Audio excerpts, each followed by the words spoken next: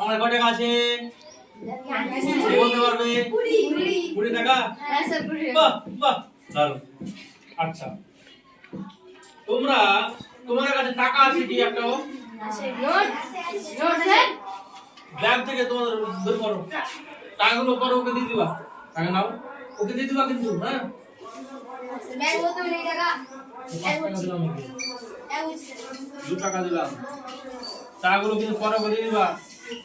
ঠিক আছে ঠিক আছে। এবার দেখো তোমাদের যদি ব্যাগে টাকা থাকে বের করো। এ দেখো এখানে দেখো অশোক স্তম্ভ আছে, তাই তো? এরকমই দাঁড়াও। সবাই দেখতে পাচ্ছ টাকা? আচ্ছা, তো টাকাকে আবার বলা হয় মুদ্রা। কি বলা হয় শোনো? মুদ্রা বলা হয়। হ্যাঁ চিন্তা করবো না, পাশে আবার দেখি আমাদের। তো প্রাচীন ভারতে কি বললাম, আমাদের টাকাও প্রাচীন ভারতে তখনও কিন্তু মুদ্রা ছিল। ঠিক আছে, প্রাচীন ভারতেও কিন্তু মুদ্রা ছিল, হাজার হাজার বছর আগেও কিন্তু মুদ্রা ছিল। তখন যে মুদ্রাগুলো ব্যবহার করতো সেগুলো এখনো সঞ্চয় করা আছে। তো সেগুলো মুদ্রা থেকে আমরা ইতিহাস জানতে পারি। তো মুদ্রা থেকে আমরা কি কি জানতে পারি? আমাদের যে প্রশ্ন তোমাদেরকে আমি বললাম, 2 মার্কের প্রশ্নটা বললাম, সেই প্রশ্ন নামটা হচ্ছে মুদ্রা আমাদের কিভাবে ইতিহাস জানতে সাহায্য করে। মানে প্রাচীন কালের মুদ্রা থেকে আমরা কি কি বুঝতে পারবো।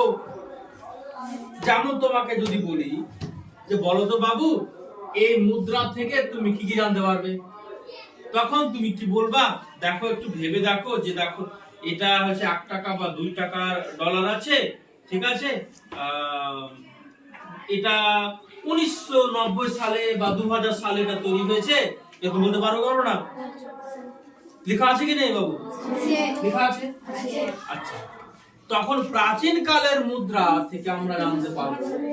প্রাচীন কালের মুদ্রা, এদিকে শুনো আমার দিকে কথা শুনো, আমার দিকে দেখাও, এদিকে দেখাও, এদিকে।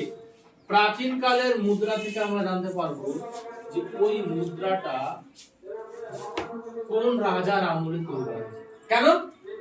কারণ মুদ্রাতে কার ছবি দেওয়া থাকতো? রাজার ছবি, শাসকের ছবি, তাই তো?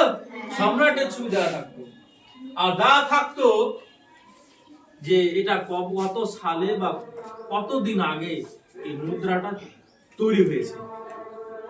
এবং ওই মুদ্রা থেকে এইভাবে ওই মুদ্রা থেকে আমরা ইতিহাস জানতে পারি যে এই মুদ্রাটা কত দিনের পুরনো, সেই সময়কালে কোন রাজা ছিল, আর মুদ্রা ওজন, সোনার মুদ্রা না রূপোর মুদ্রা, এই মুদ্রাগুলো দেখেও বোঝা যেত যে সেই সময় রাজার অবস্থা বা অর্থনৈতিক অবস্থা ভালো ছিল না খারাপ ছিল।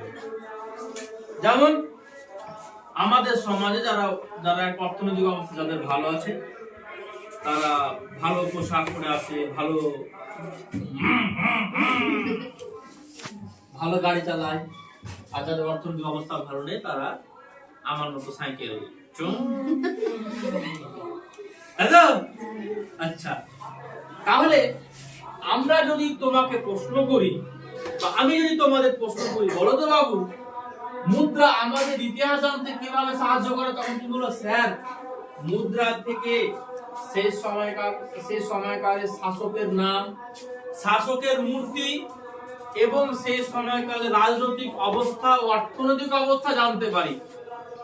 যদি বলি আচ্ছা উদাহরণ দাও তো, তখন বলবা শক ও পল্লবদের ইতিহাস, শক ও কুষাণদের ইতিহাস আমরা মুদ্রা থেকে জানতে পারি।